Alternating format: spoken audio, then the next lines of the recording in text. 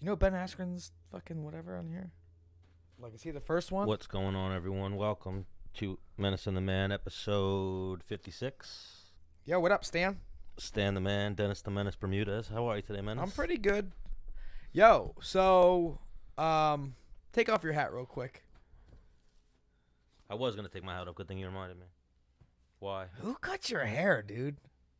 I haven't gotten it cut in a minute. I'm growing. We've been when over you this. do, when you do, I know where I'm going. you need to go over to Mike. Look at that shit. That shit is sharp as fuck.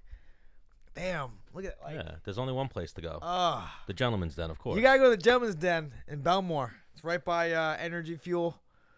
I'll have them cut these locks one day, shape me up a little bit. Well, what are you trying to do with it? You're trying to you grow it out for charity, right? Yeah, man. This will be the third time I've done this. Like an idiot. Another charity thing we're doing is like a complete idiot. Dennis Bermudez Day. DB Day, yes. In the town of Babylon. Are you excited for it? Or not yet? Yes and no. Yes, because the actual day it's gonna be fun. We'll drink a bunch of drinks, but no, like we got a lot of like shit we gotta do to set up. I feel. It's literally just a powwow. Like we just need to powwow, and then it'll all be set up. Like respond to some emails, make some phone calls. Like me and you almost need to sit together. I mean, if you want my help with it, like we've been trying to do. Yeah. Yeah. But everyone's gotten back to me. I've talked to Mary Carroll's, the local. We got to powwow on that. So I talked to the guy at the local, so I just have to get back to him. But I've talked to them. I've talked to the post office. So it seems like everything is a go so far. We just need to finalize some details. But everyone seemed very receptive to having Menace Bermudez Day. I mean, it's going to be a great day. It's going to be amazing. Again, you can come out. Menace might kick you, or you might see Menace beat me up a little bit. Yeah, it's going to be pretty awesome. Yeah. Something he likes to do. What are you doing over there on your phone? I was updating the title. I'm about to share the actual thing, and then we're going to call up Johnny Bedford and jump right into it. Yeah, Johnny Bedford's pretty awesome. Oh, he's the man. Just beat up our other friend, Crazy Horse. Do not. Do not what? Sam, do not call him Crazy Horse. Oh, my God. Felony. Jesus. Our homeboy Felony. Well, you know what that is. That's like that's like if all of a sudden you were like, you know what? I'm not Menace no more. I'm fucking. The symbol formerly known as Prince. Yeah. It's like, I'm not. What would that be? Like if he used to be Crazy Horse, now he's Felony. That would be like if you're like, oh, don't call me Menace no more. Just call me insane. You know what? You know what? A lot of people do it to reinvent themselves, though. Okay, like Puff Daddy changed his name like 3 times. Yes, he did. I mean, but he stayed in the realm. It would be like if Crazy Horse was like, yo, call me Horse now. Yeah. You know, or call me CH. You know, it's still in the realm. He went from Puff Daddy to Puffy to Diddy. But he went a little like he's aggressive. No, he was joking, but he got a little. He's a little aggressive with it. I don't know. I think he would have fucked your ass up. Oh, for sure. Who wins in that fight? I'm a live dog in any fight, but that's a tough one. That's a tough one. Man, that is awesome. I would just set it up with You make you faint first? I hit him. He ain't gonna bite that feint. No, he ain't biting on He anything. ain't biting on that feint. He'll have to put his chin out. Go ahead. That's how Bedford was hitting him. I know. Is he was just like fainting, and Crazy Felony was just standing there. And he was like, all right, I'm gonna throw. Here it comes. Oh gosh. And he don't give no fucks. What's his name? Bedford. Like we talked about how Bedford like found his calling. He 1,000,000,000% found his calling in bare knuckle boxing. Yeah. Like one thing I was thinking of, and we'll say to him, like in that tough house, even though he was 135, and I know Dillashaw is a tough dude. Like what would have happened if they got into a fight in the kitchen? You know, or if they got in a fight over the fucking using the bathroom or something. Yeah. That would have been a scrap. Touché. That would have been a scrap. I tell you what, like I wouldn't want to fight Johnny Bedford. No, I wouldn't want to fight Johnny Bedford. He has an iron chin. He eats shots. Yeah, but like in the kitchen, I'm not shying away from double legging a motherfucker like onto the counter. Yeah, you'd have to go a different route. Like yeah. I need to get close. I'm getting close. I'm closing this. You know. Yeah. Ground and pound you like, oh shit. What up? What up, Johnny? We were just talking mad shit about you, dude. Good shit. Shit. I'm sure you were. No, we were talking about how Stan was saying how he thinks you found your calling in bare knuckle fighting, and he said he was talking about how you were on the show, and he was like, what if Johnny Bedford and TJ Dillashaw like got in a fight like in the kitchen or like overusing the bathroom, like what would have happened? I'm like, damn, that's a different. Fucked him up. I don't lose those fights. I would have fucked him up. Yeah, like tight spaces. I feel like that's where you would even thrive. Like bare knuckle boxing is one thing, but put them in a phone booth. Oh, that's Johnny Bedford's type of fight. I like you, Stan. You're a smart man. I agree with you. Very smart. Very smart. But Johnny, if I'm fighting you in a tight bathroom, I'm still shooting a double. I'm trying. I don't. That's why I'm bare knuckle boxing. You get double leg shot on me. But hang on, Johnny Bedford wrestled Division 1, right? Yeah. Oh my God. Where's your mic? Right here. It's not going to be fun. Anywhere you fight him, it's not going to be fun. If you fight him in an MMA fight or a bare knuckle boxing fight, but like I was saying, I think put him in a phone booth. Like the fight with Felony. We don't want to call him Crazy Horse no more. Felony. Like every time that you guys gotten close, it's like you just bite on your mouthpiece and just slug. Oh, Johnny, turn your phone horizontal so you can see this. There we go. Look at that. Oh, there you go. Yeah. Oh wow! Look, I don't even know how to use my iPhone. Ah! Oh, why? You just figured that out when Menace told you? No, I don't. I guess I don't FaceTime all that. Well, no, but when you FaceTime, 90% of the time you're FaceTime with someone else who has their iPhone and you hold it vertical. Right. Yeah. Yes. Yeah. Only on the Menace Ben show do you need to hold your iPhone while FaceTiming horizontal. Yeah. So you get the whole thing. I get to see you both now. It works out better. Yes. Yeah. So Stan, before having Johnny on the show, I spoke to him on the phone just to arrangement. We started getting into it. I'm like, whoa, hold up. Like I want this to be organic talk here.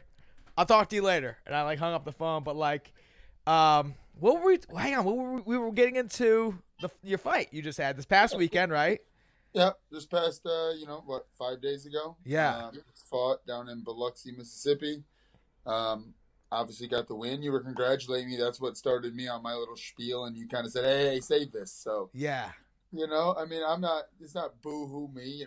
I'm happy to get a win, but the truth is I didn't fight a great fight. Right. That's what you were saying. You weren't happy with your performance. I didn't fight a great fight, and why I can say that is, and what makes me pissed off about it is that I'm smarter than that. I'm a veteran now. I'm 36, but he did what he wanted to do. And you said he got you emotional.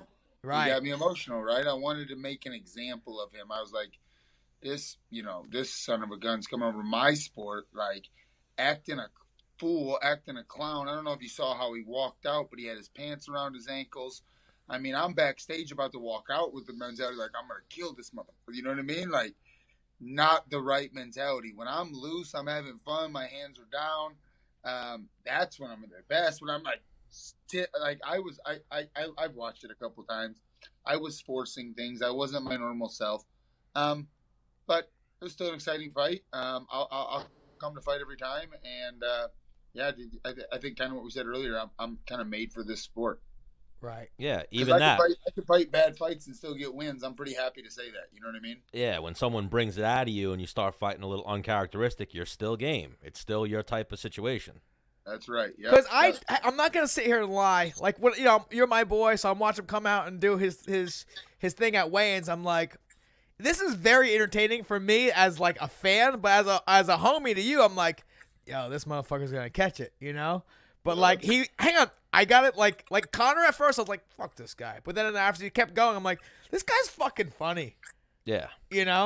So he comes out, he's got his fucking, I don't know, he's got his pants down. What was he?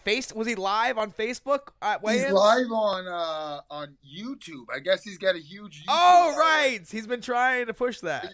He's got a big YouTube out. He was live at the weigh-ins. He was live at the pre-fight meetings. He was live walking to the the ring.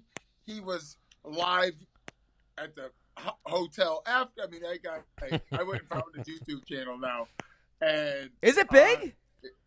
I don't know how big it is.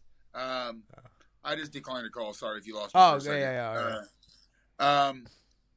I should have probably looked at that. I went and gave him a subscribe. I'll support his cause. Nice. That's what's up. It's good. Once you fight a guy, you get a little, you're cool with him after that. You know what I mean? Like, he had me blocked on social media for a while and stuff, and he was offended because of the whole I won't call him it anymore, just like you said. But after the fight, dude, he sent me a message on Instagram, good fight pimp or something like that, and then he said something about, I heard I hit you hardest you've ever been hit, and I was like, well, yeah, you definitely gave me some good shots. So I told him it was an honor to fight him, and thanks and whatever. So water under the bridge. There was never really real animosity. I don't hate the man. I think he's a clown, and he was an opponent, and I'm thankful that Bare Knuckle got the opponent for me, and I'm thankful that he showed up to fight, and he made me fight for it. I mean, you can see on my face I'm busted up a little bit. For sure. Nothing crazy, though. And me and Stan were talking on Tuesday, right? Mm-hmm. Because I was like, hey, I want to try and get Johnny on. We ended up, canning the show for Tuesday, and then we pushed it to today. And like you said before, is like you were a little bit emotional because usually you have this fucking ear to ear smile, and I saw you like almost like forcing that smile, like you were like I don't know, but like usually you have a way more like you didn't get the fuck off the guy. Usually you're like, come here, come fight right here. You didn't get the fuck off him. You stayed in his face the whole time. Yeah, I was trying to, make an example of him, and when you're forcing things, you're forcing things. You're trying to knock someone out. It's hard to knock them out. Yeah. You know what I mean? When you're just setting it up and letting things fly, the knockout comes. So yeah. I was forcing things, holding my breath. Like just stuff I'm better than.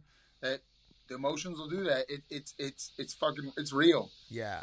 And yeah, like you said, holding your breath, because afterwards you were breathing like fucking super hard, and I was like, damn, he really put out like a fucking ton of effort, and like you said, you must have been holding your breath to be like, like almost like you were holding your breath. You know what I mean? Like I was trying to, load up punches and stuff, and it was just bad performance. But again, I want to boo-hoo me. I got to win. I'm happy. Well, yeah. At the end of the day, everyone forgets. And if there's one guy who's gonna bring that out of you, like I want to hit this motherfucker, it's Charles Bennett. Well, the thing is, that he's like you said, he's a veteran. He's like kind of one of the pioneers in the sport. The dude's fucking for sure, almost 40, right?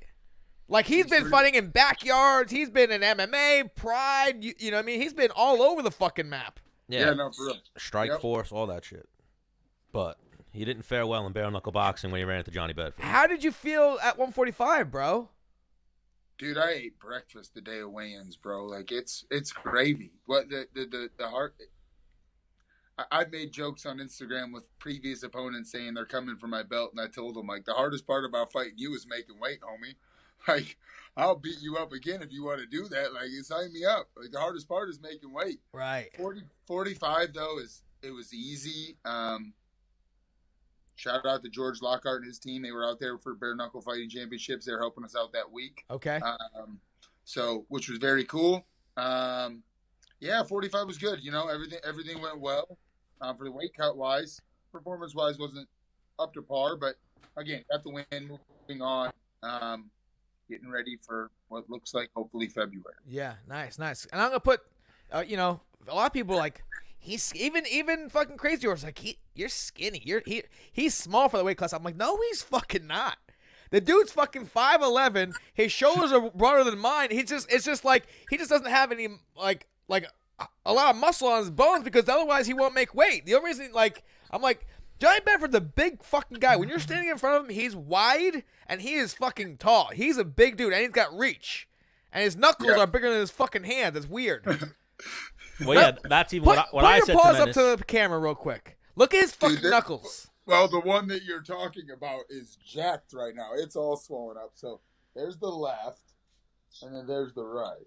Ooh. Dude, his right hand, the middle knuckle of his right hand is as if it's a fucking, like he's a velociraptor. You know, they have that one fucking huge claw? Yeah. That's his right hand.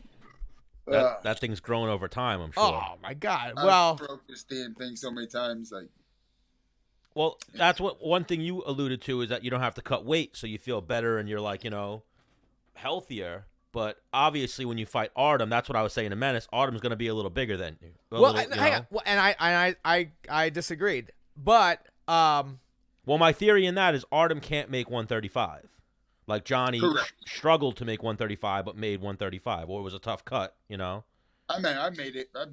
25 times at this point. But now this is a different fight. There's no grappling. I think that's when the size comes into play a little more when you guys are like in the clinch. And I grappling and disagree. whatnot. I think the size comes into play when you are grappling, where you are a heavier guy and you have more mass That's to what move. that's what I just said. It comes into In play. grappling, It comes but into in play when strike- there's grappling. oh, When there's striking, In no, striking, it's, yeah. no, it's just like Yeah, no, it's different in striking. throw your weapons. Artem's size is not an issue for me at all. I'm Yeah. going to be the bigger guy. You know, he might weigh a couple more pounds than me on fight night, but I'm going to be the bigger man. I'm going to be longer.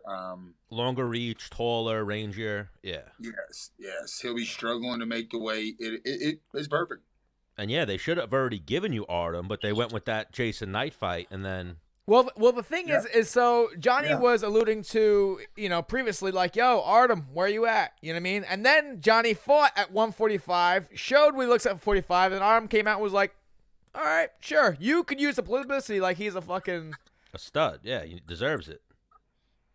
And I gotta respect that. Well, from no, Artem's not the one to be like, okay, I select you to be, like, famous. Like, fuck you.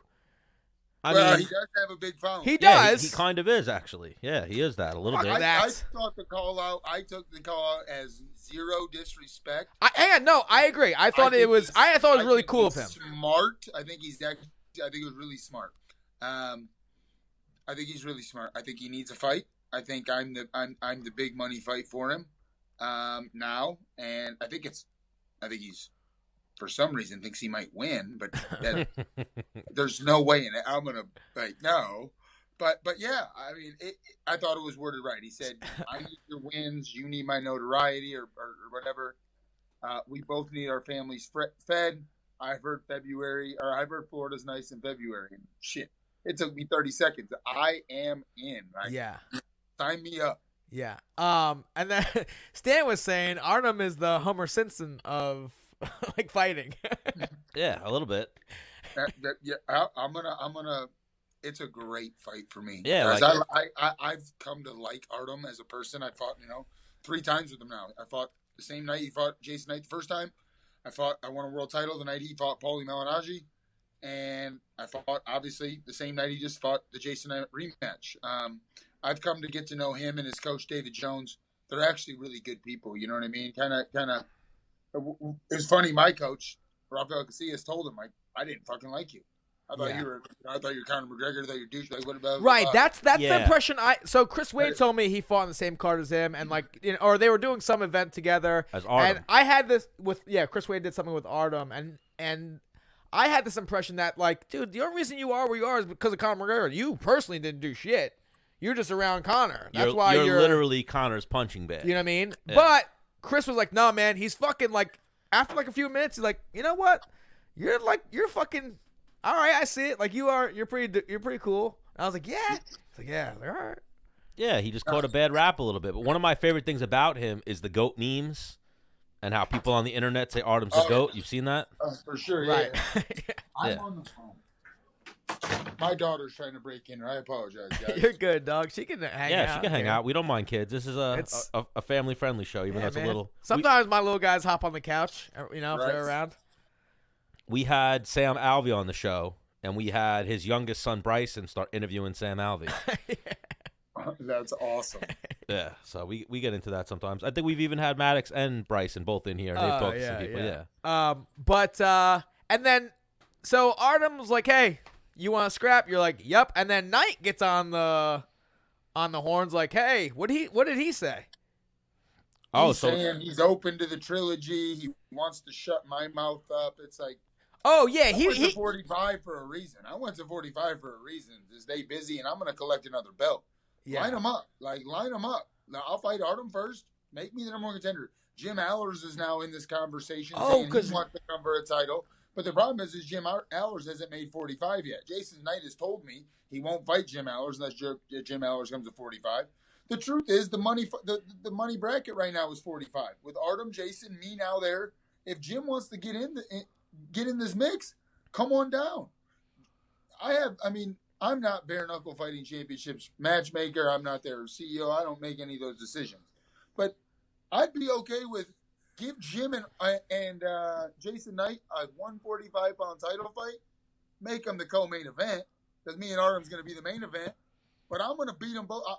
I want the number one. I'll beat Artem and become the number one contender, and then I'll fight the winner of Jason and Jim. Yeah, like I I like think, I mean, I enjoy bare knuckle fighting, and Dave Feldman, whoever the matchmaker is, they're fucking up right now because they're not making Johnny Bedford the star. You have a guy right now undefeated in bare knuckle boxing, comes from the MMA world, so you can sell that angle too. Ultimate Fighter, that whole nine, and he's undefeated, and he's not like you're fucking people up in bare knuckle boxing. You know what I mean? It's not like you're having unentertaining fights. Yeah, Every what do fight you have, like one decision?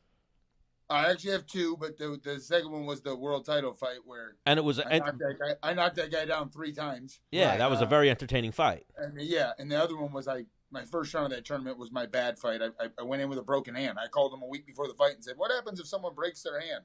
Well, the tournament moves on. Okay, well, I don't have a broken hand. I'll see you next week. Well, even that's one of those things we saw with your opponent just now. Like, I'm not going to shit on him, but once he hurt his hand, he was done. You know what I mean? He hit you with a nice fucking one from the right hook. But hang on, did you slip or was that like a little bit of a knock? No, I watched it again. It probably could have been called a knockdown. Thank God it didn't. Because because Stan was like, but it definitely wasn't like a shot that knocked me down. It was more like I was all balanced and stuff. I thought it was like a slip at first, like definitely in the moment. I definitely didn't think I got knocked down. Because you got right back up, like I got it wasn't. Right back up, like, whoa. And then, but I did watch it, and he was in the middle of throwing punches. Maybe that could have been counted as a knockdown. Again, they didn't. But I will say this: he did hit me with a shot. That uppercut. Or after that. He hit you with an uppercut. Me, but it was like, oh shit, okay, I'm in a fight. You know what I'm saying? Yeah. Like here we go. I saw a picture of it where he hit you with an uppercut, and it was like total fist to the chin, and you ate that shit. That wasn't the flash or whatever. But then you started going to the body. I watched. Yes. Like you were going upstairs with him. He hit a few ones on you. Like, let's switch this up a little bit. And you went to start going to the body. And he started gassing. Yep. I should have went there from the beginning. I had a game plan. You know what I mean? It was to get on the gas, but again. Game plan kind of goes out the window. You get emotional. You get punched in the face. We just start fucking fighting, right? Bite down on the mouthpiece, and let's find out who's gonna fall. And yeah, that's where the scary Johnny Bedford comes out when it's like, oh no, we're really fighting now. Yeah. So I don't think Felony realized that. Like Felony probably should have been respectful, and then maybe it would have went a little different for him. That's his whole thing, though. That's how he rolls. Yeah, but you know what I mean. Like jokingly, like he should have been like, oh no, we're good, and then threw you off a little bit with that. Instead, he went like, nah. I'm going to amp you up a little bit. I want you to fuck me up. Yeah. You know? I tried to. That was my objective that night. I was emotional. Because, I fought in a tournament with him once, and I saw him down the hallway, and he was like, you fighting this weekend? And I was like, yeah. He's like, 155? I was like, yeah. He's like, I'm going to fuck you up. And I was like, what? I'm like, I don't even know who this guy is. Were you talking to me? And you like looked over your shoulder? It was only me. Because like back in the day, I didn't have my corner was coming like the next day. I had one corner. It was just me, like 6-0, 5-0. Like, okay. And now you knew who he was, or you didn't watch fighting really back then, as you know. Not that you watch it now, but I think someone was like, "Oh, that's Crazy Horse." I was like, "Who's Crazy Horse?" Yeah, right. The artist formerly known as Crazy Horse now. Yeah, he's Felony. Yeah. Felony. Yeah. Oh, he was fucking pissed at me when we had him on the show because I kept calling him Crazy Horse. So then, my name's Stan. He kept going, Sam. I mean, Stan. You see, it don't feel good. It don't feel good. Then he rolled a blunt. Then he rolled a blunt in his car and smoked it. Oh no, he was overweight at first, and he went out and went on YouTube Live, and he said he's gonna smoke this pound off, and was smoking weed in his car. In the 2 hours he has to make weight, he's out in his car smoking weed. Wow. With the heat on, he's probably sweating it out. That's amazing. Bad. Bro, he was in trying to cut weight and get in shape for the fight with you. He was in front of like a 24-hour fitness or whatever, smoking a blunt and just talking shit as people walked by. Like, yo, I'm gonna fuck that bitch right there. Yeah, she wants it. She don't even know she wants, same shit like that. He's crazy. It was entertaining. Oh, definitely. It was an entertaining. I bet it was. But even that, he didn't say an unkind word about Johnny Bedford. Like, he knew what he was getting into. Well, good. Yeah. Yeah, he was actually I didn't respectful. get to see a whole bunch. Like I said, he had me blocked on social media, so I didn't get to see any. Which he did? I like talking shit. Well, you see, I like that build up. He had a bigger social media that got deleted. Right. Yeah, that's what I mentioned to you. I typed that to you on Instagram, that he didn't block you. His shit got deleted, but then I guess he blocked you with his burner account or whatever. Because, yeah, he had like 40,000 followers, and the day after he was on our show, it got deleted. Not saying that's coincidence. Oh, but, really? Yeah. Oh. He probably posted some shit. Instagram don't play no games. Did you get it? Nah, I don't think so. Not as fast as Johnny Bedford. I thought that was a spider at first. How's Texas right now, dude? Texas is good, man. I'm at the gym now. Weather's decent. We're like 75 today. Oh. I'm sure you guys are freezing up there in New York. No. We got global warming. Yeah, it's like it's like 49 right now. Right? Yeah, that's good for you up there right now. That's good. Yeah, I was born in the north, born and raised in Toledo, Ohio, so we got that lake effect up there. It's cold this time of year, but we got 46 right now. We got 53 tomorrow. So yeah, it's not too bad right now, and no 30s for the next week. Yeah, I like that. Yeah, that's great. The Northeast ain't too bad right now. What's the name of your gym, Johnny? Fitness Fight Factory. And where is that? Right outside of Fort Worth, Texas, a town called North Richland Hills, Texas. What's the address? 8443 Boulevard 26, North Richland Hills, 76180. So why would someone come to your gym? We got the best gym in DFW. I've got a savage team. That's the crazy part. Like, I can go on tangents here. I'm a better coach than I've ever been a fighter. Well, now this is your gym. Yeah. This is my gym. Yeah. Well, you have a partner in it, right? You're a boxing coach? Yeah, I have partners. I'm a majority owner here. But yeah, January 2nd will be 10 years in business. I owned a gym before I was anybody. Right, you had the gym when you came on the show. Yes, I That's owned the right. gym since January of 2010. I didn't do the show till 2011. Right. I've got a really, really good team here. I've got 4 or 5 guys that'll be signed by big major organizations the next year or two, like for sure. Females, I've got Levi Miles is a top ranked 135 pounder in the country right now. Devin Miller's a 35 pounder. I got Valerie Soto, who's a female. She's super marketable, super cute, and will fight. Probably should do bare knuckle. She's got kind of fighter, just wants to get in the face and bang. No, we got a really good team. But what about? I'm saying like the average Joe, like probably way more people would watch this show. I've got 75-year-old ladies who come to boxing class 4 days a week. I've got fitness classes, boxing, kickboxing classes. I've got one room that's just got punching bags in it. I've got another room that's got 2,500 square foot of all mats, all caged in, full boxing ring, another set of boxing bags over there for we call it kind of the combat sports side, and then the fitness side. In the fitness side, there's a bunch of suspension trainers and squat racks and obviously 25 bags. So wait, you're there right now, right? I'm in the massage room right now, hiding because it's the only place quiet. Give us a little tour real quick. One thing that we've gotten into, before we lose you, let's get some. Here, let me flip it. I guess I'll flip it. Yep. We're good with that. This would be the combat sports side, obviously the boxing ring and rubber floors for sprawling, and then the big mat area. Okay. So it's pretty legit. I've got all my nerdy pro fighters sitting here playing Magic the Gathering, and I'm not even kidding. They're playing Magic? Dude, I'm not even kidding, guys. Magic. Magic the Gathering. But as let's go back to that conversation because you wanted a tour. So I'm walking back out towards the front, obviously. Bathrooms, retail, blah, blah. Main office. Okay. Retail, blah, blah, blah, blah, blah. And then what I'd call the fitness room. Okay. 25 punching bags, suspension trainers, squat racks, dumbbells, kettlebells, blah, blah, blah. This is the jam lobby. There's one of my kids. That's my son. There's my daughter. Lila, say hi. TV, trophy case, whatever you want to call it. Nice, man. This is the facility. So business is good. Business is really good. Yeah, man. You got a really nice gym over there. Well, I flipped it back in. No, I'm actually, I appreciate you saying that because I'm very proud of, my facility. I'm proud of it, what we're building here. I'm very, we've got 63 classes a week on our schedule. Wow. Something like that. That's a lot. Yeah. So we're busy. I mean, tonight, for example, we'll have in that fitness room, there's a 4:30, a 5:45, and a 7 o'clock tonight. On the mats, I'll do a 5 o'clock kids jiu-jitsu. There's the adult gi jiu-jitsu at 6. The MMA team on Tuesday, Thursdays, they separate themselves from the jiu-jitsu people. Monday, Wednesdays, I teach a no-gi class. The fighters and the jiu-jitsu people do them together. But Tuesdays and Thursdays, while there's a gi, the fighters kind of take half that mat area, and we do MMA wrestling and stuff like that. Are you a black belt now? I'm a first degree black belt. I've been a black belt 3.5 years now. Oh, damn. Congrats, man. Yep. So wait, we've talked to Gilbert Burns about possibly promoting Menace. When are you going to promote Menace? He needs he's a one-stripe white belt. Dude, come to Texas. We can fix that, bro. Give him a stripe at least. Give him a stripe. I just want to go to various gyms and just get like one stripe added on to my belt.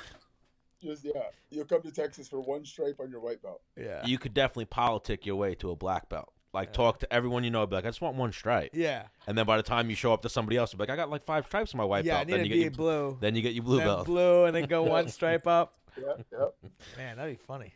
Yeah, but you're doing great, Johnny Bedford. We appreciate you for joining us. We wanna. Like we've talked about it. Now this is your third appearance on the show. This is it the third? This is his third appearance on the show. Okay. Yeah, we'll take you every week if you want to come on. Yeah, we want. He's big. And yeah, I'll be there. We haven't really divulged into like street fighting stories. And I need like that next time. The 4th episode is gonna be the Johnny Bedford street fight episode. Well, that's what it is we got to get him on when he hasn't had a fight, right? Or he doesn't have anything booked yet, right. So we're not talking about that. I mean, if we're being honest, next time we'll have him on. It's like, all right, so the fight's 3 weeks out. How you feeling? How many weeks is it right now? No, February. I know. How many weeks is that? Months. Yeah. I know that, but people might We don't even have a date yet in February. I don't even think they have a fiscal date yet. Okay. I just think PKFC knows they're going to Florida in February. I think that's the next card. I think Bare Knuckle had a great year. They're taking, the holidays off as well.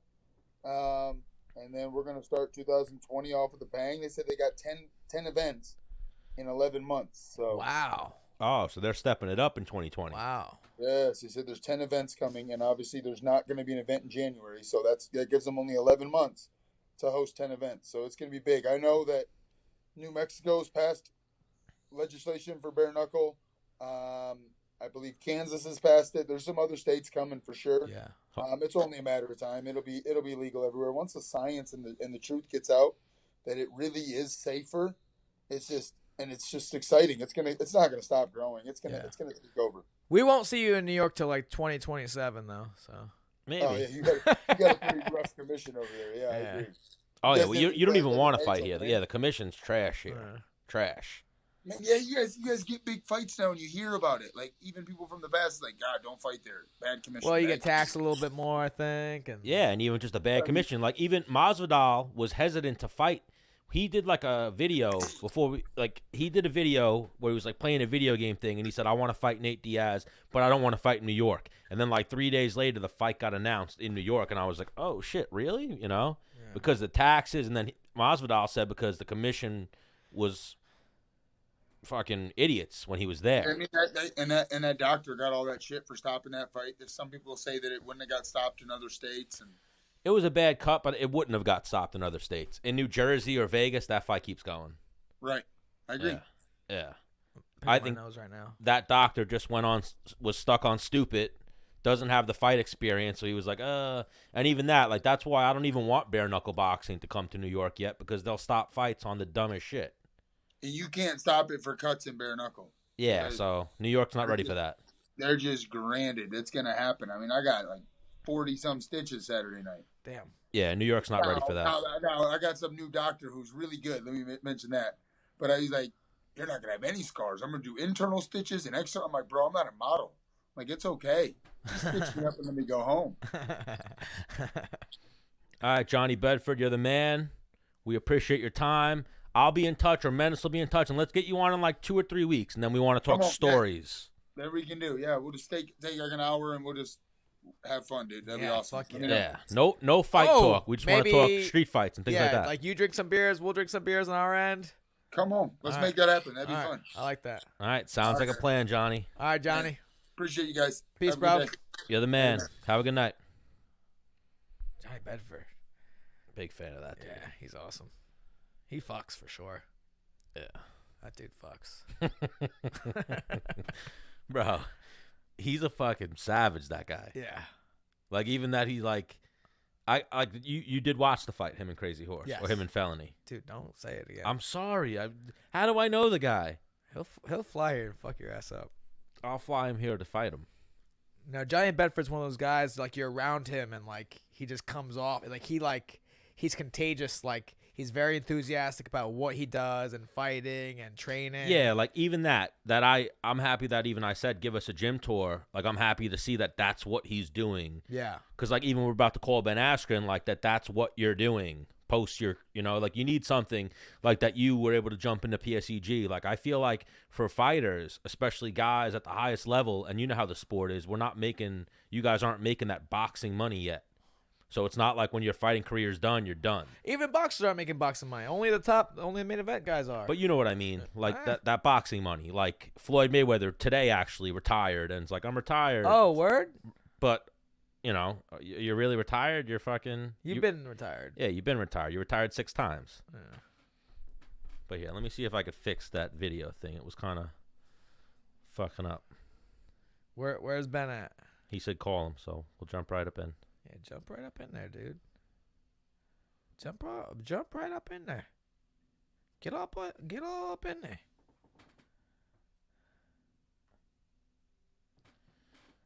All right. Get all up in there. Get all up in there.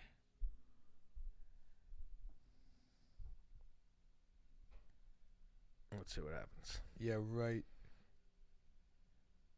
FaceTime's tricky. See, it called Bedford immediately, but now it's not calling Ben immediately. Do you think it knows what you're up to? Oh, no, it did call Ben. Ben Askren. Hello?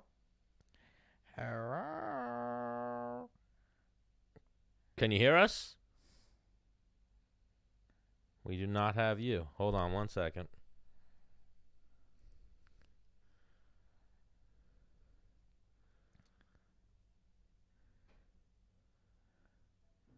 Can you hear him?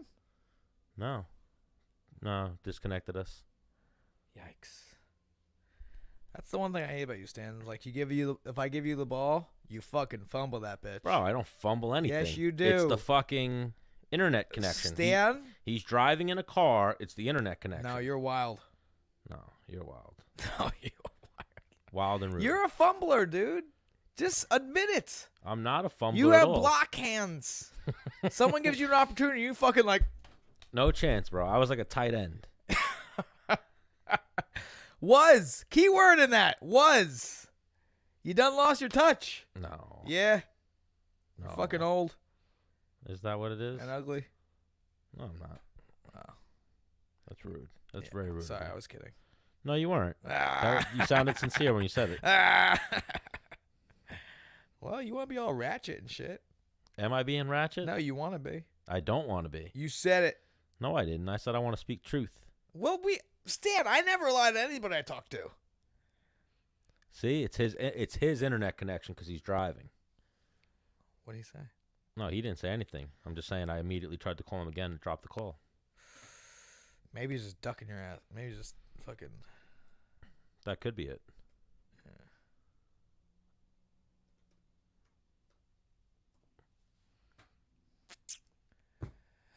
I put up a post today of me getting punched in the face and punching Feely in the face. We should try and get Feely on.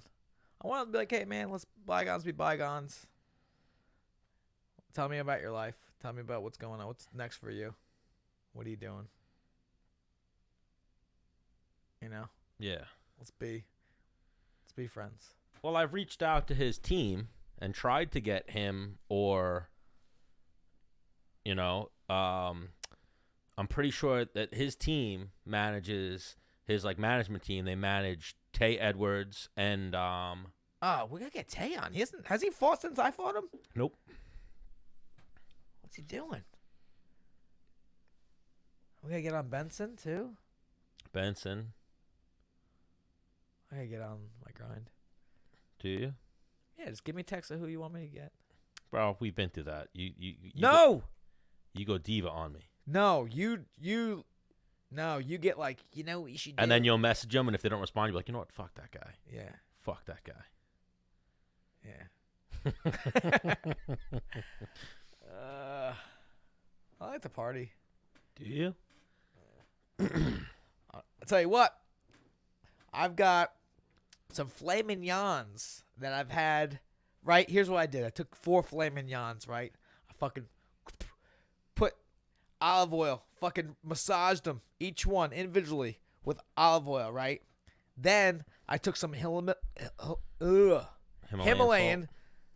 salt. Right, I fucking crushed that on each side. Right. I took some black pepper, fresh, crushed that shit on there, each side. Right. Then I was like, I fucking minced up some fresh garlic, right? Fine. Minced that shit up, fine, right? Then I massaged all those ingredients into the steak on each side.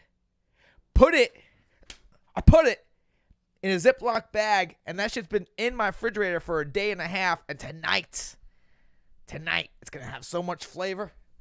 I'm going to put that bitch on a grill. Oh. And I'm going to go to Pound Town on it with my mouth. Oh, I think you're talking about a different Pound Town. What Pound Town? Like the after you cook a meal. Pound Town. Like for a girl? Yeah. Or for, in your case, a guy? No, not. Have you ever known me to hang out with a guy? Like You hang out with me all the time. Yeah, but you know what I mean. You hang out with that male stripper. Bro, me and Rob Bones clean up. What do you mean? Well, a lot of male strippers are gay, Stan. No, they're not. I'm pretty sure more male strippers are gay than are straight. All the male strippers I know are not gay. Not a single one of them. You go out of your way to meet gay male strippers? No. So then why would you know a fucking... I'm saying all the ones that I know are not gay. How many do you know, Stan? I just know the ones that I've met through Rob. So, hang on. Why would Rob, if he's straight, hang out with gay male strippers? Bro, they're all like lady killers. I'm saying all of the male strippers that I've seen when I've gone to the male strip club with Rob or the ladies' night, whatever you want to call it, they're all cocksmen. They don't give a fuck. Yeah, it's not letting me get in touch with Ben. Should I just give him an audio? Yeah. Let's see what happens. And then maybe from an audio, we can be like, hey, you got good service? Because then we could go FaceTime, dude. Well, no, it's not letting us FaceTime. He said it's not letting him pick up. Hey, that's wild. Yeah. That is wild. And I'm sure he has something to do. Oh, for sure. Yo, Stan, did you see, like, this happened like maybe a couple weeks ago, the Steelers quarterback got fucking mollywopped in the head with a helmet? I did see that. That was wild. Wild, Stan. Yeah, it keeps saying unavailable. Did you try to call him? Just call him? I did just try to call him and it says unavailable. Huh. He must have shitty internet. Yeah, but what's a phone call have to do with the internet, Stan? I'm trying to call him through FaceTime. So, to our audience members listening, if you know a thing or nine about technology, like what me and Stan are doing, and you want to come on staff here at Menace and the Man, we'll pay you in beers. Well, here, call him from your phone. Leg kicks. Me? Yep. Oh, do I have his number? Yep. If you do not, I'll give it to you. Yeah, right. But nah, sometimes the computer just wants to play games. Or it's that he's driving and he doesn't have internet connection because it keeps saying he's unavailable.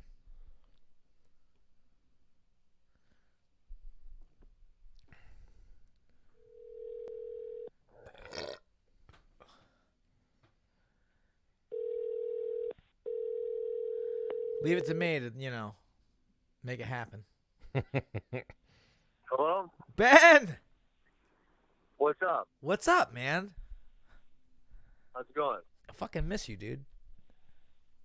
Sorry, who is this? It's Dennis the Menace. Oh, what's up? It's all good, dog. Are we doing the interview via phone now? Yeah. Well, I mean, I don't know. Stan was trying to call you. But like whenever I give Stan kept big, answering and it just said poor connection over and over again. I know. Yeah, that's what I figured. Because you're driving, I guess. It just keeps saying that we can't connect to you. It says you're unavailable. I thought the number calling me was Dennis's number, 516. No, that's the Menace and the Man show number. Oh, got it. Okay. Now you have We'll this do is that. Menace's number right yeah, here. this is my personal contact. So if you want to like talk at night, I'll Alright. talk to you. Deal. And you guys got some things to talk about now. I Retired know. life. We're Ah, Two high-level fighters that are now moving on to the next journey. absolutely. man, like when I saw that you were gonna retire, I was like, dude, this couldn't touch more to me than I think anybody else because, like I saw you say, like you loved wrestling. Yeah. You know what I mean? Like fighting, you just so happen to be good at it because you're a competitor, and wrestling was a big aspect of fighting. Yes. And you can fucking make money doing it. It's a no-brainer. That's why I did it. Absolutely. I mean, so you feel the same way as me or what? Oh my gosh. Oh, Because yeah. the thing is, getting ready for like a wrestling match, you know what, you've done it a bazillion times. You know what I mean? Like you're not gonna get hurt. You're not gonna get embarrassed. You know what you know the skill level Well, you of might get embarrassed if you wrestle Jordan Burroughs in New York City. Yeah, that's true. Yeah, but you weren't wrestling every day for years. Had you been wrestling every day for years, you wouldn't have Yeah, gotten of course. embarrassed by you know what I mean? So like that was like one of Yeah. those, you don't fucking fist fight a man as hard as you can trying to knock them out every single day. Never. Like you do in wrestling, like you try to wrestle someone your hardest every day, so you know what it's Yeah. like, Was you versus Graham Yeah. Maynard in New York? Sure. Yeah, I wrestled Gray. Yeah, that was awesome. Yeah, that was for Ben. Yeah. You just gave him too much of a lead. You gassed him out at the end, but you gave him too many points up front. Well, hang on. We talked about this. That fucker, like, he made weight before Thanksgiving. But no, I know. I'm sure you probably handle like the pressures of fighting probably better than I do because you've always had a target on your back like throughout college and high school and Yeah, stuff like that. You've always sure. been the fucking man. Like everyone was like, "Yep, I want to beat Ben Askren." I was always like the underdog. So for me, it was easy to, move up the ranks. But for you, right from the get-go, like, "Yep, I want to beat him." Yeah, I mean, I always relished that thing, and that my wife actually just sent me a picture and said, "You did this," and I'm like, "What?" And it was a picture of that UFC had put up of like the walk to the octagon, and it's like, yeah, and she goes, "Well, how did it feel?" I never really asked you, how did it feel? It's like, I loved it. If you told me I didn't have to train and I could do that once a week, I'm fucking in.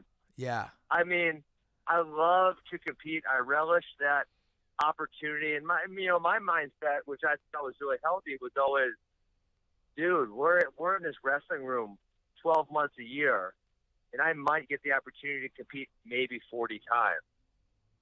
And so, if I only get to show you 40 times, but I've been working on it all year, I better put my best foot forward.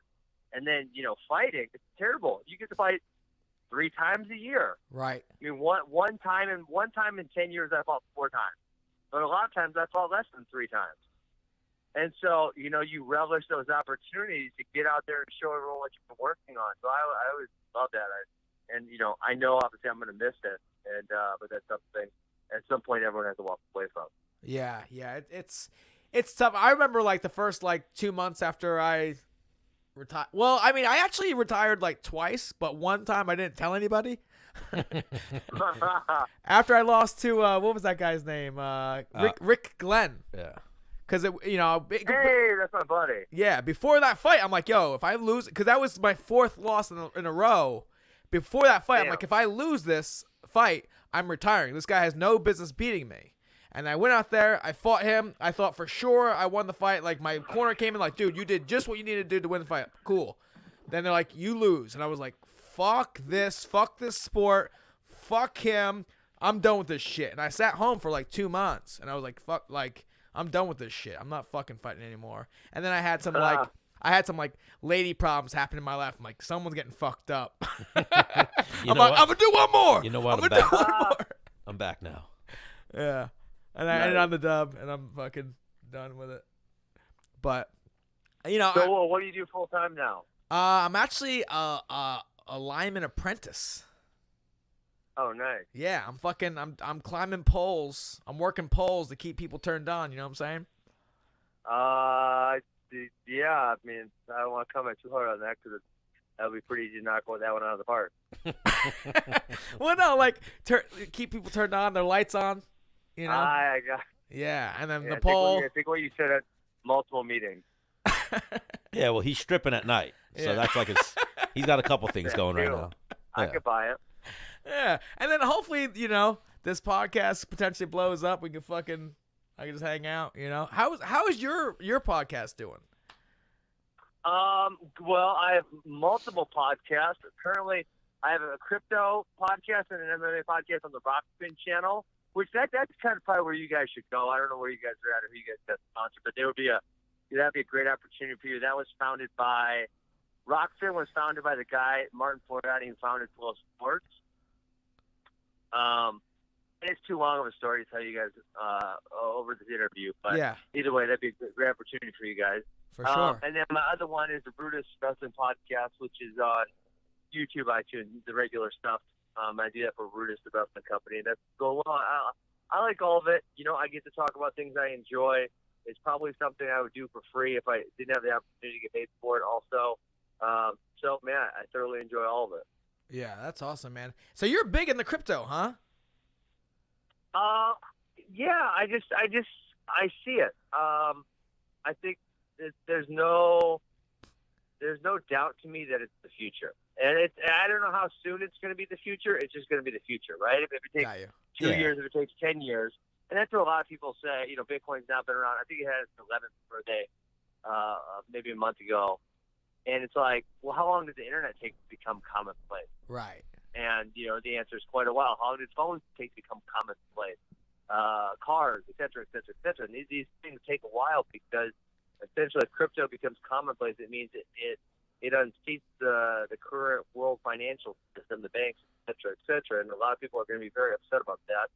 And I think people have a tighter bond to their money than most other things. You know, hopping on the internet versus, you know, watching television, well, you're not invested too much, right? You can do that. Then, you know, I would venture to guess most people in America probably watch some form of the internet, right? Whether it's Netflix or Hulu or their phone more than they watch regular cable television today. But then when you're talking about where you can put your money, now that's extra emotional for certain people. Yeah. For a lot of, I mean, for everybody. I'll say for everybody.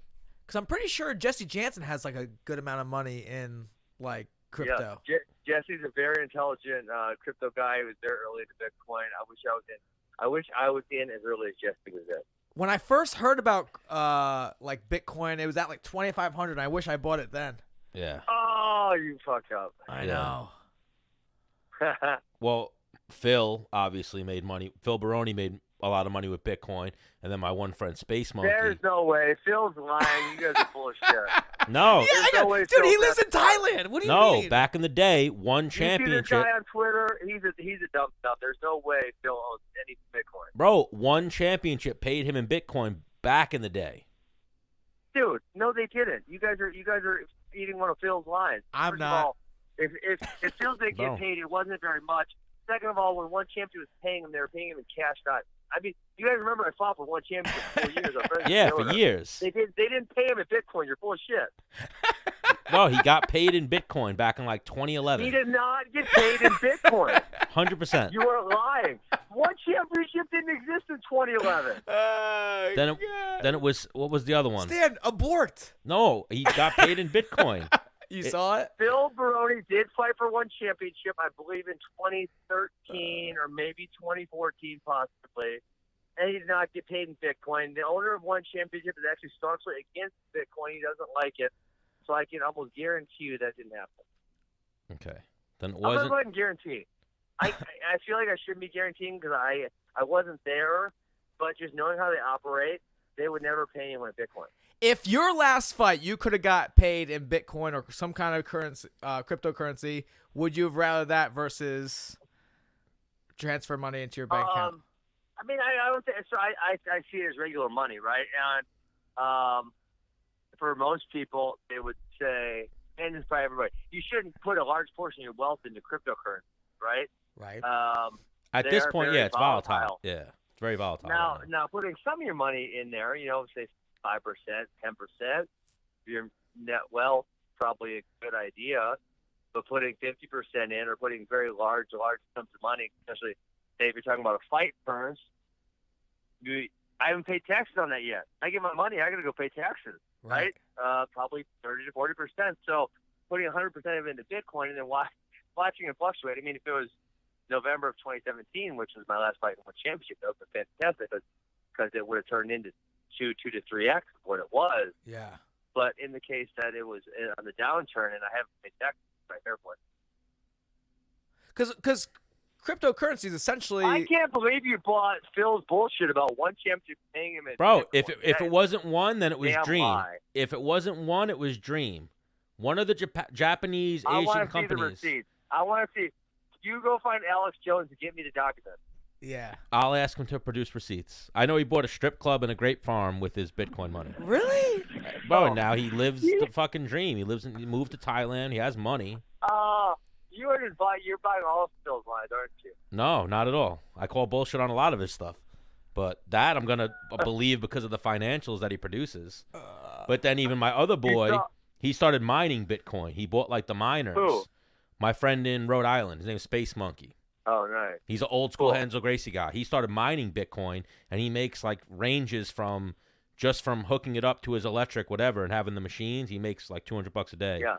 $50 to $200 a day for doing nothing. I don't get that. I don't. How do you mine an Now that's now we're way down the rabbit hole. You don't even need to go. We don't. Yeah, need to it's go a whole. Alright, yeah. I don't fully comprehend all the. I mean, I kind of get a very surface level understanding of mining, but yeah, then you're down the rabbit hole. Yeah. The easiest way to understand it to me was it's like a computer that just generates Bitcoin transactions and makes money for you. Huh. Yeah. Yeah. So essentially, why Bitcoin is so safe and so fair is right. No one owns Bitcoin, so it's decentralized. So there's all these nodes all over the world, which any one of them can then look at the ledger, the blockchain. They can look at the ledger and verify transactions. And so, they race to verify transactions and they get rewarded based on that, essentially. So Ben Askren will never work a normal job. I can't foresee that happening. Have you ever worked a normal job? I painted in the summer of 1998. And that's it. I was a college coach, but I did other stuff also. Okay. For 4 years, I coached collegiate, but I was fighting. I was competing wrestling-wise. I wasn't doing just that.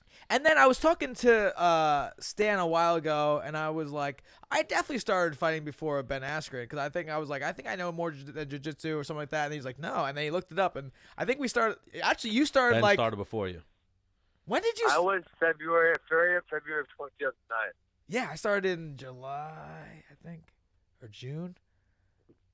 And even I feel like Ben started jiu-jitsu because I actually was around you back in like 2008 when you went to American Top Team when you were still a wrestler.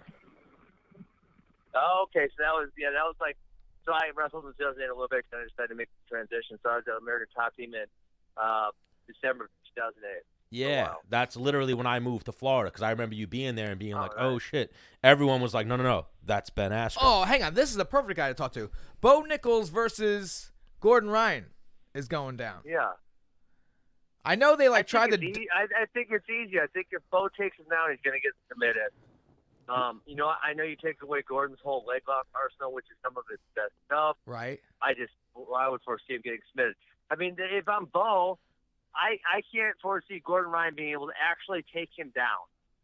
Actually get a takedown. Now. So if I'm Bo, I'm going to fucking stall it out for whatever time I take him down in 20 seconds so I have to win. But the thing is, so Gordon Ryan, obviously he's got an ego. He's fucking one of the best world champions in the, jiu-jitsu community. Yeah, but he's been working with my homie Kyle Sermonero. You know Kyle. You mean Gordon has a big... Yeah. Serm. Yeah. Serm. Big Serm. Yeah. So I would imagine Ryan Gordon's gonna go out there and like see where he's at in the wrestling. Yeah, but he can't take down Bo. He's definitely gonna try, and I like that. That's gonna be interesting for me. Doesn't mean he can. He can't take Bo down. If Bo doesn't want to get taken down, right? He can't take him down. And then worst case scenario, he just taps him out on the ground after Bo takes him down. Yeah, like I think if Bo takes him down, and if Bo takes him down, and there's a significant amount of time left, he's gonna get stubbed. Well, the way I know I saw Chael recently say it, they changed the rules a little bit. Right. So no leg lock. It's basically there's no leg locks at all. And there's points. Which, whatever, that's not fair. I could deal with that. Yeah.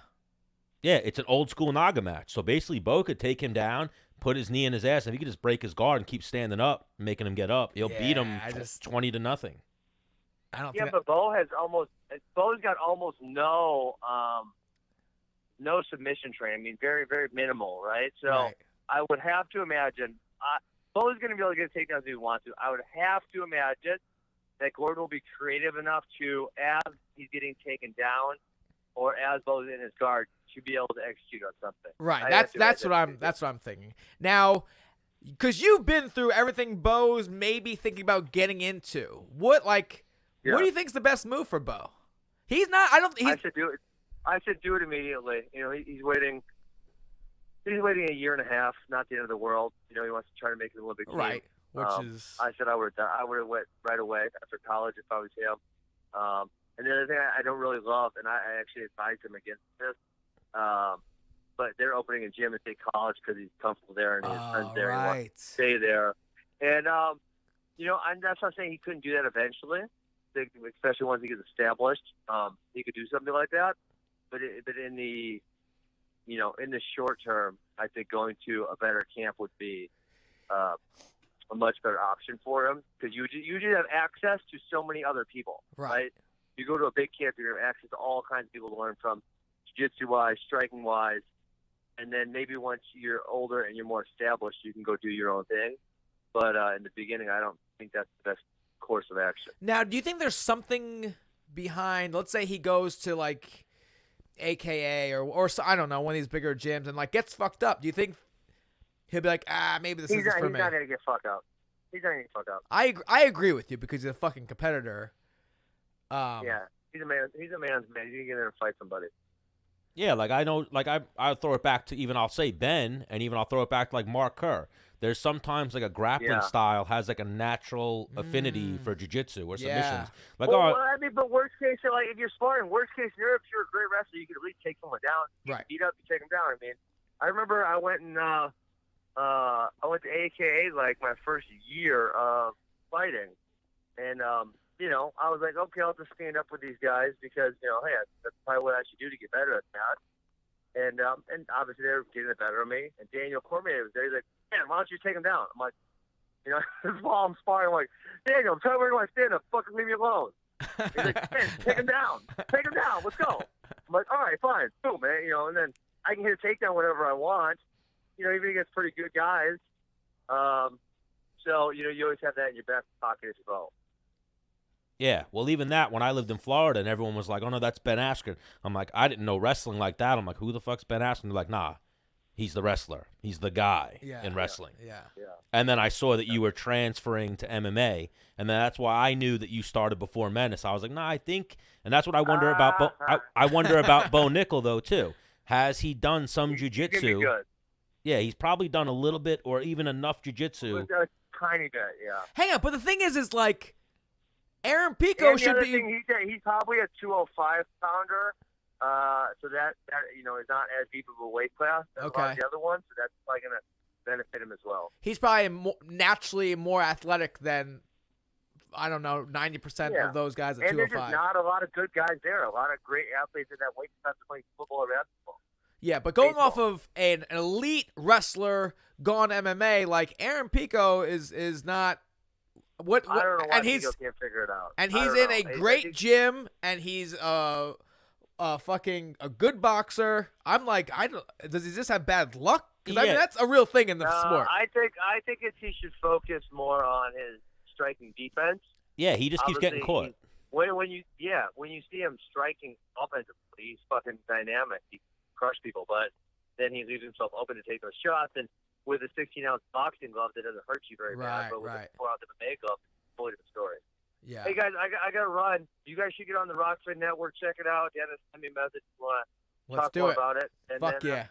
I will talk to you guys later. All right, bro. Thank you, man. You're the man, Ben. Thank you for the time. Love me some Ben. Yeah, we kept him way longer than he expected. He had till 6 o'clock, so I think he's late for whatever he was doing.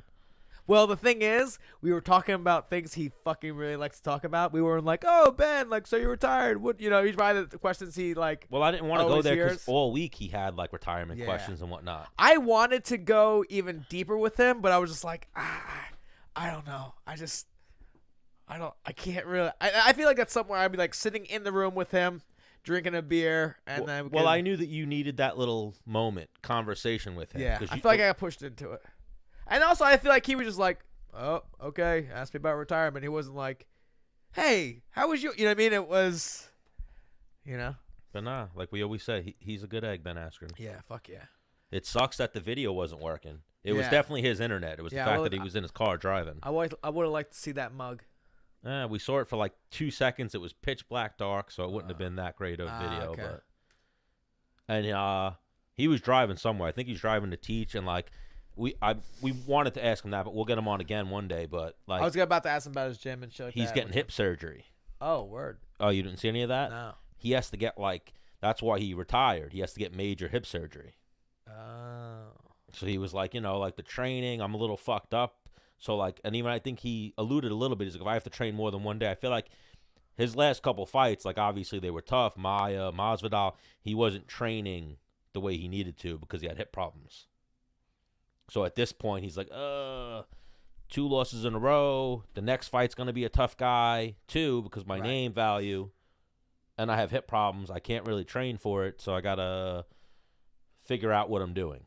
And then even he posted, like, I know he did an interview with, I think, TMZ, and he said, like, good news that he heard today or yesterday was that he was on the hip surgery was going to take him out, and he couldn't even wrestle anymore. And then he heard today that there's other people that have gotten the same surgery he needs that now wrestle. So at least work out.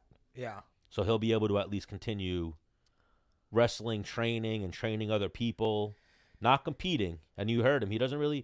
He'll miss competing at some point. I'm sure you miss competing, but at the same time, then you weigh the options. You're like, all right, I'm good, Well, what it is like when I used to compete, the victory was sweet because of all the work that I put in to get there. Yeah. You know what I mean? And it's almost like when you win, that win feels better than all that hard work you did. Yeah. Sacrifice. Yeah. Nowadays, for me, it's like, man, I feel like that win, and I look back at like all the hard work I did and like how much that hurt, and I'm like, I feel like that outweighs the victory. You know what I mean? And so, yeah, Ben is the only guy. So I think there's only like fucking 3 people, and Ben's one of them every time that kicks us off the phone. Well, no, because he's like, yo, busy as fuck. You have 15 minutes. Here's your 15 minutes. Well, no, he gave us like a half hour, and even more than that because we were supposed to get him at 6:45. But even usually people like Bedford, everyone winds up on I tell them 10:15, you tell them 10:15. We wind up on the FaceTime or phone, whatever, with them for like an hour because we're just talking, broing out. Ben's that guy. He's got too much shit. He's got a lot of shit going on. Yeah. And he's business. Yeah. And I fuck with that. Yeah. So, big fan of Ben Askren. Like, I'm definitely like, I don't know if he falls off the map for in the MMA world or the wrestling world somehow. I'm still hitting up Ben Askren like, yo, you want to shoot the shit? No chance. Yeah, he's too smart. Too smart. Yeah, he's got too much knowledge and like wisdom. Like Chael, like he's out of the fighting. Even that was something I wanted to fight game, but Chael's podcast is amazing. Right. That's something I wanted to compliment Ben on. I haven't listened to his crypto podcast yet, but I listened to him and his podcast that he does with the guy Front Row Brian, and it's fucking good. Yeah, it's really good. Yeah, and Ben is similar to Chael in that he just spits out some shit, and then you're like, oh, all right, damn, yeah, all right, yeah, I could see that. That makes sense. That makes sense. I fuck with that. Yeah, you need to get more like that, Stan. I'm trying. No, yeah. You know who needs to get more like that? You. I have good analogies. Do you? Yeah, every once in a while. Sometimes. Sometimes is every once in a while, Stan. Give me a good analogy. So Valentina Shevchenko is fighting Caitlin Chukagian in February. Give me a good analogy on that fight. No. You don't got nothing? No. All right, Well, obviously, I know Chael, all of his stuff is already, like, made up in his head. I think Ben comes off the hip with a lot of shit. probably make some notes or something at this Yeah. point. He's a college graduate or a smart dude. Oh, a funny thing I saw, too, was Chael did a post, like, what was it? The 5 toughest debuts. And he was talking about your boy Pat Cummins. What was number 1? Oh, yeah. And he was talking about how Ryan Parsons was the manager. And, like, I think Pat Cummins lived with Parsons at that time. And he was working as a barista at a coffee place. Yeah. So Dana White called Parsons and was like, yo, does he want this fight with DC? And then Ryan Parsons started calling. And you told me this story. I'm pretty sure I was there. I remember you told me this story. That Parsons was calling up Cummins. And Cummins' boss was like, no personal calls at work. Like, he couldn't answer his phone. Right. So he went through the drive-thru. So then the coffee shop. he called up the coffee shop, and they were like, no personal calls. So then Parsons had to go through the drive-thru. And he's like, take off your apron, you quit. Handed him the phone and was like, Dana's on the phone. And then he was like, do you want to fight him? He was like, yeah, I do. I'll fight him in 4 days, 8 days, whatever the fuck it is. That's one of the greatest MMA stories ever. I was convinced Pat was going to beat him. Like, I put money on Pat the whole 9. You know what like, it I was? like, no one know. Like, Pat had the wrestling and the grappling, maybe. He didn't have the striking. DC's a deceptively good striker. Right, but the thing is, Pat had finished all of his guys till that point. You know, what I mean, I was there training next to him, like he was crushing people in the gym. You know, I was like, man, I just thought he was gonna get taken lightly and all these things, And but it catch was him. on like, you know, there was a lot of things that he just wasn't. 8 days notice, I believe. 8 days notice, Yeah. all the media he had to do. He still had to make weight. There was like a lot of. I just remember being like, bam, like. Tough test. Yeah. So, Mayhem Miller, like recently, I've been seeing him like on podcasts. Like he came out of the. Yeah. When are we getting him on? I messaged him, but I got nothing back. Maybe I'll see if his phone still works. Or would Ryan have that number? Parsons? That bridge is burned. Oh, that bridge is burned. Yeah. Bad story or good story? No, I mean I just think Doc cut ties with him just because like man, this guy is just. No, Mayhem was burning too many bridges. Oh, 100%. That Doc couldn't repair. Ryan Parsons isn't burning bridges. He's Right. A fucking... So the thing is, like, let's say I'm making you money, Stan, and everywhere I'm making you money, you're like, fuck you, dude. And I try to make money for you over there, and like, what can I do with you now? Yeah. Nothing. You know, people want to sponsor you because you're in jail or whatever, or like, how can I? Can't do nothing. That's our relationship. Is I make money off you making money. And his And if I can't make you any money, I don't make any money. So what am I gonna do with you? And like we're so friends, His charges were not good charges when he Right. got in trouble. Yeah. He was like fucking abusing domestic, whatever the fuck his shit was. But I've seen him do. He did MMA Roasted. You ever see that one? No. With Adam Hunt. He did a couple of. I've seen him do a few interviews, and he's fucking crazy. I think we definitely should get him on. He definitely has a good story or two for us. I'm gonna come out and just. I was like his favorite on the show. I'm sure. Yeah. He was probably like, I love your nickname. Menace. I fuck with that. I'm Mayhem. Well, no, just our personalities. We just had like a good. Yeah, a good rapport. Yeah. Yeah, I could see that 100%. But like I remember after the show, like after Doc and him had kind of parted ways, he's like, "Yo, Bermudez, let's go hang out." And Doc was like, "Don't hang out with him. Do not. He drinks and smokes. He will weed. take you like To the depths of hell. No, like he will just like it just won't. Nothing good's gonna come of it. Okay. So there was a UFC this past weekend. Did you watch any of it? Yeah. Sao Paulo? Or is that a fake yeah or a real yeah? No, fake Yeah. Well, the homie Jared Gordon didn't go well for him. Yeah. We were rooting First for round, him. right? He He got the uppercut and then Yeah, first round he got caught. He was pressing Oliveira, but he just got hit with a overhand. And Right. then when he got dropped from the overhand, he tried to jump right up and got hit with an uppercut. yeah. And then even like he was rocked as fuck, but maybe stop the second, like give him that one more. I'm sure he would have wanted that one more. I'd have to ask him. The thing is, when a guy gets dropped, right, and the guy goes to follow up, if the guy that follows up misses a little bit, you have a chance. But when the second follow-up like hits flush, it's like, ugh. Yeah. Oh, the second follow-up hit flush. So Yeah. that's what it was like for your friend. You almost don't want him to take more damage. Well, no, I'm saying from the referee's point of view. Yeah, I'm saying from my you don't want him to take more damage, but at the same time, he reacted quick enough. Like right after they stopped the fight, he stood up. It's like, all right, so he wasn't flatlined. Yeah. Like I know he probably wanted to be flatlined if he's going to be taken out type deal. But Jan Blachowicz and beat then Jacare. Bobby. We didn't hit him up. We should have. Yeah, we'll try and get him next week. Bobby Green. I'd have to watch the fight again, but maybe I was watching it with bias. First time watching it, he got robbed. He put up on the stats on his Facebook. I was like, oh, yeah. I've seen this a time or two in my own. Yeah, he got robbed. Where like, damn, he beat him in every aspect of the fight. Yeah, for per the stats. And it wasn't even like the takedowns that.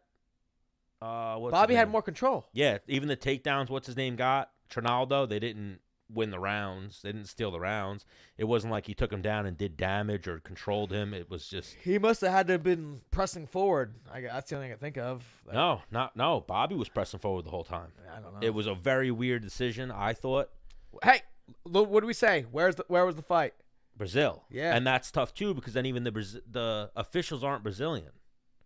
They're like, but they don't want to get fucking killed after the fight. Is that what it is? I mean, or does the fan reaction affect your take of the fight that much? Maybe that too. They need to monitor. I think like the judges need to be locked in a soundproof booth, like in the USA. Yep, in the USA or in the back, but just a soundproof booth without the crowd reaction. Yeah, I agree. I can concur with that because I feel like that impacted that fight a little bit.